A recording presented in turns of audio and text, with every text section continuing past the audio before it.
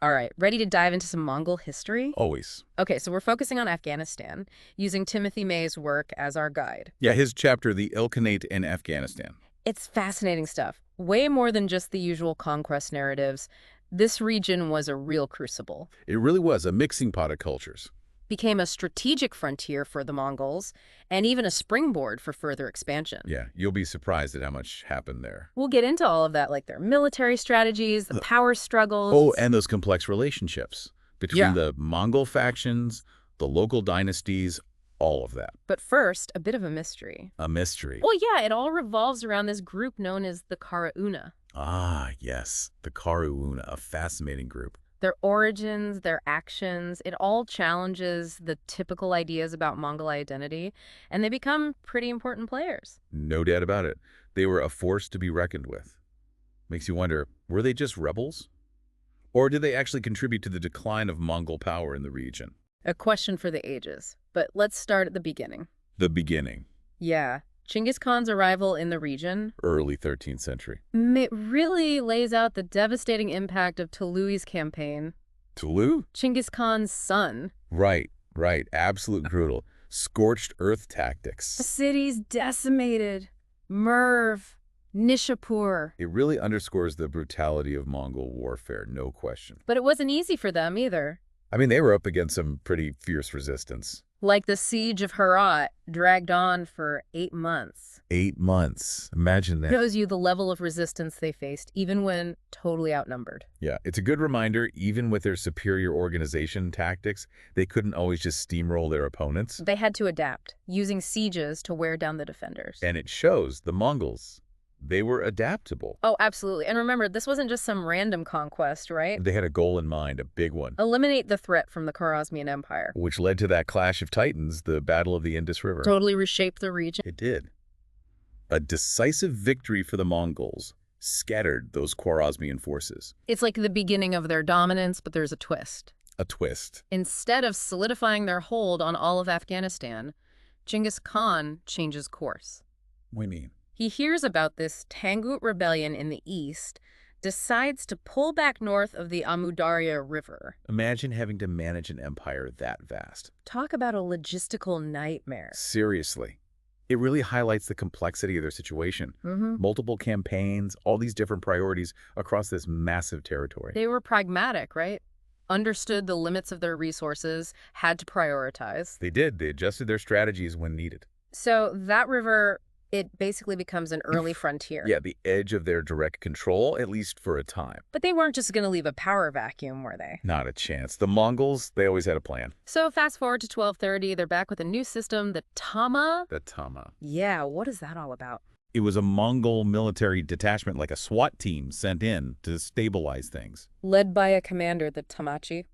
Not just brute force, though. No, they had to set up some basic government, ensure taxes were flowing, maintain order. A blend of military might and establishing some kind of administrative structure. Got it. So it's not just about conquering, it's about setting up a system that works. Right, and the guy tasked with bringing order to Afghanistan.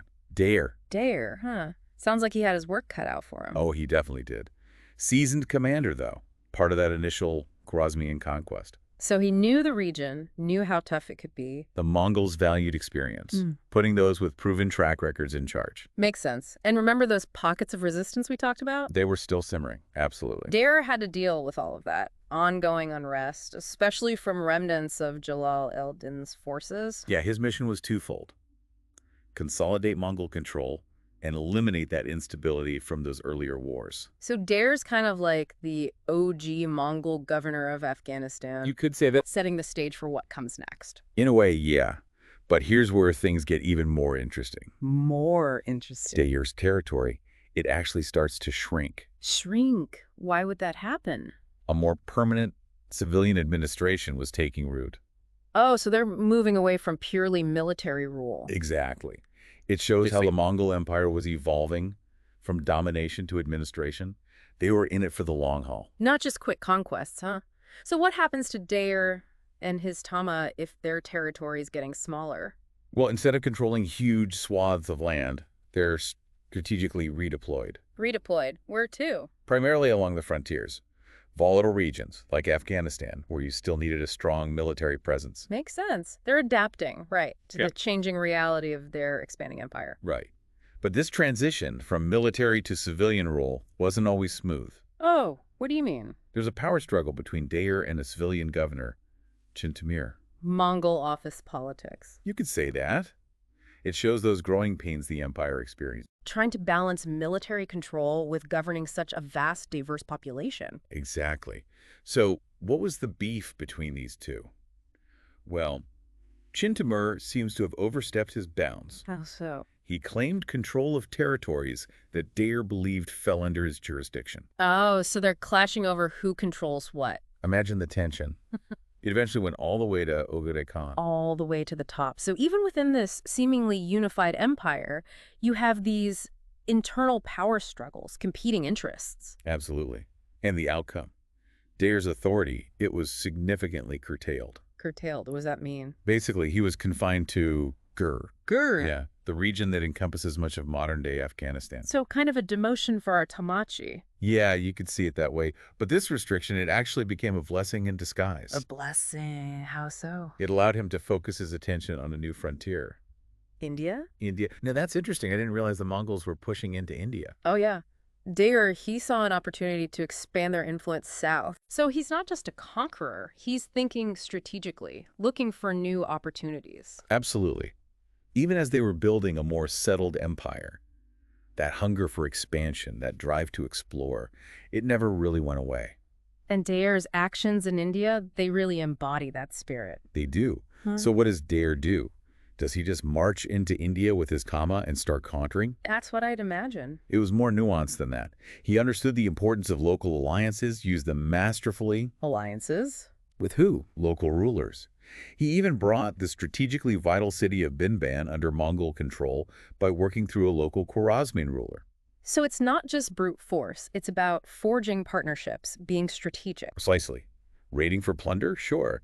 But also establishing those strategic partnerships. It gives you a glimpse into the complex nature of Mongol expansion. They really were masters of adapting to the situation, weren't they? So Deir sets the stage for this ongoing Mongol presence in Afghanistan, focused on consolidating control but also pushing outward.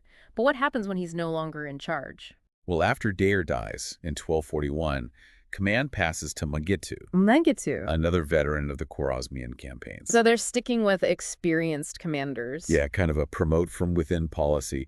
And Mengistu, he continues pushing the boundaries, leads an expedition into Sind in 1245. So the Tamma is still a force to be reckoned with? No doubt. Yeah. But there's an interesting contrast in their leadership styles. Oh, tell me more. Deir, he was all about forging those alliances, securing a foothold. Right. Mengistu, he was more about showcasing Mongol power. Showcasing power? How so? Raids, demonstrations of military might. Different leaders, different approaches. But still driven by that same ambition. Absolutely. Absolutely. And then another change at the top. Another change. Why? Mancha Khan becomes the Great Khan in 1251. Right. So Sali Noyan takes charge of the Tamma in Afghanistan. He was a loyalist to Mancha. So it wasn't just military skills. It was about those political connections. Oh, absolutely. Internal politics were always at play. And Sali, he wasn't content with just sitting around either. What did he do? He annexes Kashmir. Kashmir. Wow. So they're controlling those key mountain passes, trade routes. You got it. The Tamma wasn't just reactive. They were being used for strategic expansion. Fascinating. And I'm guessing Sali also kept up those raids into India. He did, but this time there were serious consequences. Oh, sounds like trouble. His raids, they sparked this growing anxiety in the Sultanate of Delhi. I bet. They must have been freaking out. They had to bolster their defenses, constantly on edge about this Mongol threat on their doorstep. It's like the butterfly effect, right? The Tamma's actions in Afghanistan have this ripple effect across the whole region. You could say that. They're shaping the political and military landscape. So things are heating up, but I have a feeling it's about to get even more complicated. You're right. Mancha Khan dies in 1259. Right. And the Mongol Empire, it starts to fracture. Different factions vying for power, conflicts erupting. The whole map is reshaped. And Afghanistan is right in the middle of all of this, isn't it? Dead center. And this is where our mysterious Qara'una really come into play. Okay, so we've got these Shifting loyalties, ambition commanders, the Mongol world is falling apart. Now tell me more about these Qara'una. To understand the Qara'una, you have to grasp the distinction between them and the Negüderis. Okay, the Negüderis, those were the Jochid troops who arrived with Neguder. Right. So who are the Qara'una? Think of it this way. The Negüderis, those were the original Jochid troops. The Qara'una, that's the broader, more mixed group they become part of over time. Okay, so they're already in Afghanistan. Yeah, often described as descendants of Mongol soldiers and Indian women. Mongol soldiers and Indian women. That's a twist. We're talking about a whole new generation, mixed heritage. It really challenges those assumptions about Mongol homogeneity. It does. So we know they were fierce warriors, but what was their reputation like? Were they considered a threat? Oh, absolutely.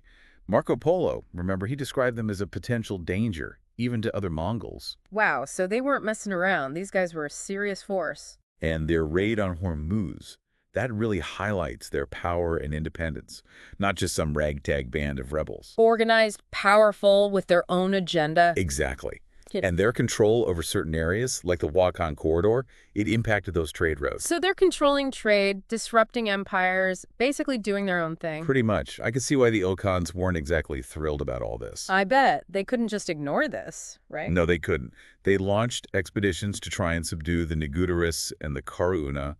Hulagu tried, Abaka tried, but it was a constant struggle. I can imagine. These weren't just some random rebels they could easily crush. Exactly.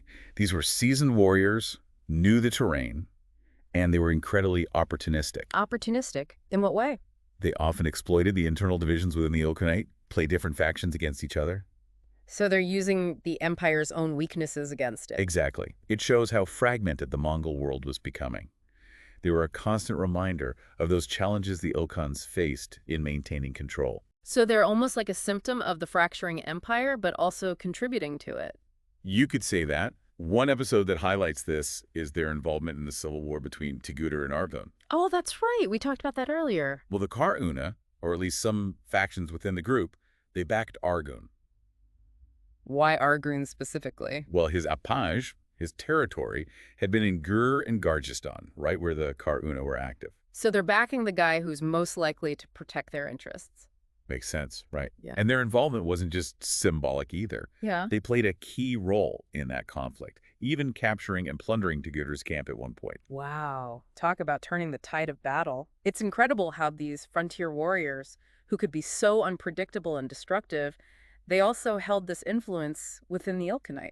But then get this, once Argun wins and comes to power, the Qara'una fall in line. They do.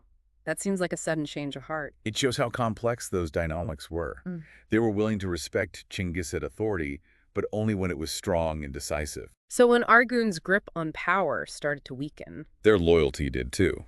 They went back to raiding, plundering, showing that their allegiance ultimately lay with themselves. okay, so they're playing the game, always looking out for number one. Exactly. But while all of this is happening, a new threat's emerging. The Chaghatayid Khanate. Ah, right, from the east. They had their sights set on Afghanistan. It's a major shift in the balance of power, the beginning of a new chapter. A chapter where the Ilkhanate's hold on the region is seriously challenged. Exactly. And remember Nauruz. The guy who rebelled against Argun. He's back, and he's allied with the Chaghatayids. A major game changer. Wow, Nauruz always causing chaos. So just to recap, he switched sides, joined the Chaghatayid. And he brought a significant force with him, including those Qara'una. Talk about a power move. This is getting good. Oh, it is. The Chaghatayids, they're not just raiders anymore. They're looking to establish themselves as a major force in Afghanistan. With Nauruz paving the way for the Chaghatayid prince, Kuatlu Kucha. Kuatlu Kocha's arrival marks a whole new era. Intense conflict, shifting alliances. A three-way power struggle brewing. This is going to be epic. It is. The Ilkhans trying to hold on, the Chaghatayids pushing in, and the Qara'una, well, they're playing both sides, as always. This is what I love about these deep dives, those unexpected twists and turns. It's like a Mongol Game of Thrones. Exactly. You never know who's going to come out on top. But one thing's for sure, the story of the Mongols in Afghanistan, it's a lot more complex and intriguing than most people realize. I'm hooked. Can't wait to see how it all plays out. We'll dive into the next chapter of this saga in part 2, folks. Stay tuned. All right, so we're back, picking up where we left off. The Mongol world is fracturing. Power struggles are erupting left and right, and those enigmatic Qara'una are emerging as a force to be reckoned with in Afghanistan. Last time we talked about Neguder and his Jochi troops seeking refuge in Ghazna after that falling out with Hulagu. Hmm. What happens next? Well, Neguder's story is a prime example of how loyalties could shift like sand in the wind within the Mongol Empire. Remember, he was originally serving under Hulagu, but when war broke out between Hulagu and Berke, the Khan of the Golden Horde, Neguder found himself caught in a really tough spot. Yeah, like being stuck between a rock and a hard place. Two powerful Mongol leaders at odds, and he's right in the middle. So he does what seems like the most logical thing at the time, retreats to familiar territory, taking his Jotid troops with him to Ghazna. But that's where things get even more interesting, right? Because this is where those Nuguders really start to intertwine with the Qara'una. Exactly. It's important to remember that distinction we talked about earlier. Neguder and his Jochi troops, those are the Neguders. They retained their identity, their connection to the Golden Horde. But in Afghanistan, they started to mix with the existing tamma troops, those who were already settled in the region, the ones often referred to as the Qara'una. Okay, so just to make sure I'm following you, the Neguderis are like the original Jochid crew, and the Qara'una is the broader, more mixed group they become part of. But if I remember correctly, the Qara'una were already a pretty unique bunch, even before Neguder showed up. You're exactly right. And this is where Marco Polo's account becomes super intriguing. Remember, he claimed that the Qara'una were descended from Mongol soldiers and Indian women. We're talking about a whole new generation born and raised on this frontier with a blended heritage. It challenges the idea that the Mongols were this monolithic group, showing how their identity could evolve and adapt in these frontier zones. That's wild. You've got this mix of cultures, this fusion of Mongol military tradition with local influences. It makes you wonder, what was it like growing up as a Qara'una? Were they accepted by both the Mongols and the local populations, or were they sort of a pot in between? That's a great question, and unfortunately, the sources don't give us a ton of details about their daily lives or social standing. What we do know is that they were known for their fierce fighting skills and their reputation as a potential threat, even to other Mongols. Wait, even to other Mongols, so they weren't just seen as some harmless offshoot of the empire. Not at all. Even Marco Polo, remember, described them as a force to be reckoned with. Their attack on Hormuz is a perfect example. Hmm. It really highlights their power and their willingness to act independently. The Mongol world wasn't always this harmonious, unified entity. You had these groups on the fringes, like the Qara'una, who were ready and willing to challenge the established order. Okay, so they're controlling trade, disrupting empires, and basically forging their own path.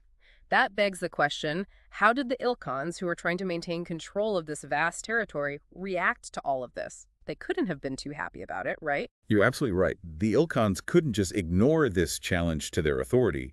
They launched multiple expeditions, first under Hulagu and then under Abaka, to try and subdue the Negüderis and the Qara'una. But it was like trying to nail jelly to a wall. Why was it so difficult to control them? Was it just that they were such skilled warriors? It was partly their military prowess, for sure.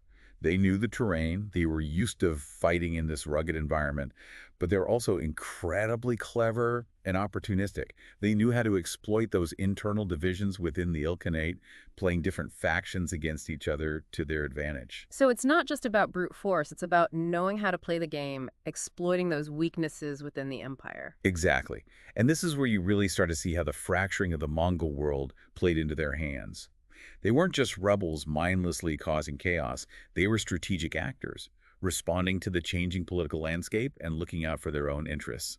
They were a symptom of a much larger issue, this fragmentation of Mongol power that would eventually lead to the empire's decline. I see what you're saying. But wait, if there was such a thorn in the side of the Ilkhans, why didn't the Ilkhans just crush them? Surely they had the resources to do it, right? It wasn't as simple as that. The Ilkhans had other enemies to deal with, other rebellions to put down. They were spread thin, trying to control this vast territory. And remember, the Qara'una were also masters of playing the game. They knew when to push and when to pull back, when to offer their support, and when to exploit weaknesses. Okay, so give us an example of this strategic maneuvering. How did they manage to play the Ilkhans so effectively? Well, one fascinating episode is their involvement in the civil war between Teguder and Argun.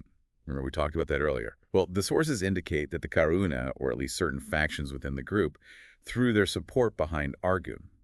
And there's a good reason for that. Argun's appanage, his territory within the Ilkhanate, had been in Gur and Gargistan, right where the Qara'una were active. So they saw an opportunity to back the Ilkhan, who was most likely to protect their interests. It's like they were hedging their bets, making sure they were on the winning side no matter what. Exactly. And their involvement wasn't just symbolic. May describes how they played a key role in the conflict, even capturing and plundering Teguder's camp at one point. Wow, talk about a power move. It's crazy to think how these frontier warriors, who could be so unpredictable and destructive, also held such sway within the Ilkhanate. It really shows how fragmented the empire had become. But here's where things get even more complicated. Once Argun came to power, these very same Qara'una, the ones who helped him win the throne, fell in line.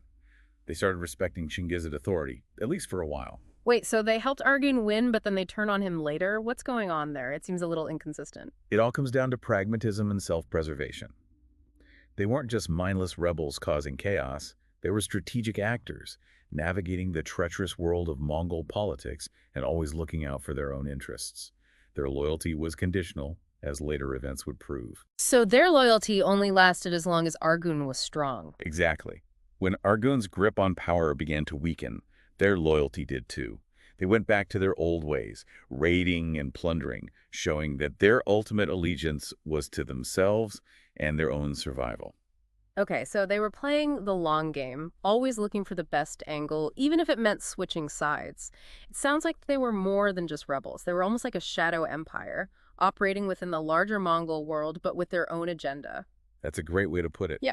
And all of this is happening while a new threat is emerging from the east. Yeah. The Chaghatayid Khanate. They've got their eyes on Afghanistan and they're ready to make their move. Okay, so now we've got the Ilkhans struggling to keep it together, these Qara'una shaking things up, and the Chaghatayids coming in from the east. It's a three-way power struggle, and I have a feeling things are about to get even more intense. You're not wrong. The rise of the Chaghatayids marks a major shift in the balance of power. They're not just raiders. They're looking to establish themselves as a major force in the region. And their arrival sets the stage for a whole new level of conflict and intrigue, with the Qara'una caught right in the middle of it all. All right, now we're talking. This is what I love about these deep dives, those unexpected twists and turns that keep you on the edge of your seat. So what happens next? Who comes out on top in this three-way battle for Afghanistan? Well, you'll have to stay tuned to find out. But let me just say, the Chaghatayids bring a whole new set of challenges to the table. They've got alliances with familiar faces like Nowruz, who's always ready to cause trouble. And they're not afraid to go head-to-head with the Ilkhans both in Afghanistan and further afield. This is getting good. I can't wait to see how it all plays out. We'll pick up the story in part 3, where we'll explore the final chapter of this struggle for control over Afghanistan. Join us then as we unravel the final threads of this fascinating historical tapestry. Okay, so we're back for the final part of our deep dive into the Mongols in Afghanistan, and things are really heating up. Last time, we left off with the Chaghatayids making their move, setting the stage for a three-way power struggle with the Ilkhans and, of course, those ever unpredictable Qara'una. Remember those Chaghatayid raids into India, testing the Sultanate's defenses? What happens when Qara'una arrives? And he certainly wasn't going to sit around. Saw an opportunity to really make a name for himself. That Those raids into India, they weren't just about grabbing loot. They were strategic. A way to test the Sultanate's defenses, Find those weak spots. And maybe even grab a piece of that wealthy pie for himself. Exactly. And in 1299, he launches a full-scale invasion of India. This wasn't just raiding parties anymore. This was the real deal. A major military campaign, pushing deep into the Sultanate's territory, even threatened Delhi itself. Whoa, straight for the heart of the Sultanate. They weren't just going to roll over, though. No way. Under Ala al-Din, they managed to stop Qara'una's advance. At Kili, just a few miles from Delhi. So close. I can only imagine the tension. It was a clash of titans, a real turning point. It really shows the Sultanate. They weren't just going to crumble. They were a force to be reckoned with, capable of defending their territory. But it was a costly victory, right? For both sides. It was. Qara'una himself was wounded in the battle. What happened? Died on the journey back to Afghanistan. Wow, so even the most ambitious Mongol commanders Faced incredible risks. Yeah, always pushing the boundaries, seeking glory. But it often came at a high price. It did. So what happens to the Chaghatayids after Qara'una dies? Well, his death was a setback, but they didn't just disappear. Other commanders stepped up, like Targai. Keeping up the pressure. Continuing those raids, keeping the Sultanate on edge. It's this constant back and A forth. real tug of war for control. Exactly. The Ilkhans trying to reassert their authority, the Chaghatayids trying to hold on to their gains, and those Qara'una, well, they're right in the middle of it all, Doing what they do best. surviving and thriving amid all the chaos. Makes you wonder how anyone could keep track of who is in charge. It was a confusing time. Fugbies like Sarban, son of Kaidu, enter the scene. Trying to grab power for themselves. And the Ilkhans, they tried to use these divisions to their advantage. Just like a real-life Game of Thrones. It really is. Yeah. And throughout it all, you've got the Qara'una playing both sides. Always looking out for themselves. They understood the game, knew how to adapt. And the Ilkhanate, they try to stage a comeback. Yeah, Ghazan Khan. Determined to get Afghanistan back under their control. Khorasan was really important in all of this. Khorasan. It was a key base of power for the Ilkhans, but also a frequent target of rebellion. It's right on that frontier, isn't it? It is. A gateway to the east, but also a vulnerable spot. And of course, Nahru's rebels again. Never one to sit on the sidelines. He throws his support behind a rival for the Ilkhanid throne. Ghazan has to deal with all of that. Exactly. It shows how those internal divisions, they really hampered their ability to control the frontiers. Nahru's always ready to exploit the situation. Always scheming. But Ghazan eventually crushes the rebellion. That must have been a huge relief. It was crucial.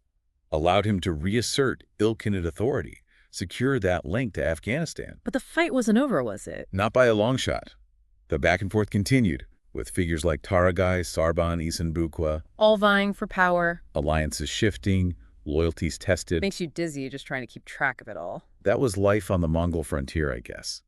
A constant struggle for power, with everything constantly in flux. So after all this, what can we really take away? Well, Afghanistan, it wasn't just some passive backdrop for Mongol conquests. It was a battleground. A crucible where ambitions clashed, loyalties were tested. And new identities were formed. Like the Qara'una.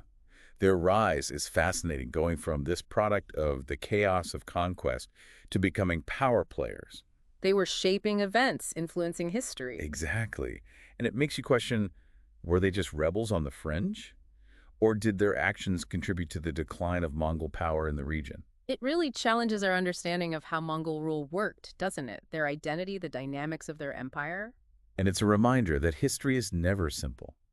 Even in the face of massive forces like the Mongols, local actors, those unexpected circumstances, they can have a huge impact. We've covered a lot in this deep dive. Hopefully you've gained a new appreciation for this complex and often overlooked chapter of Mongol history. There are always more stories to uncover, more perspectives to consider. Exactly. And who knows, maybe the Qara'una story holds clues to understanding not just the past, but also the present and future of Afghanistan.